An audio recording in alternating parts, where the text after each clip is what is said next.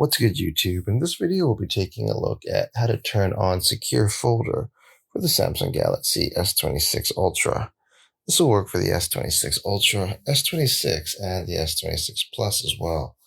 If you like this kind of content or find this kind of content helpful, leave a message down below. Don't forget to subscribe, and thanks for watching.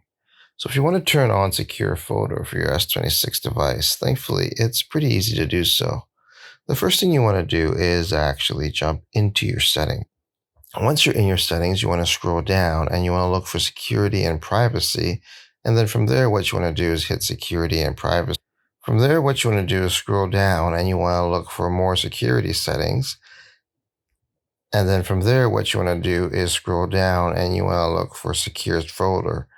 And then you'll be able to turn on a secure folder where you have enhanced privacy and productivity using a secure folder where you can hide apps and also prevent notifications as well.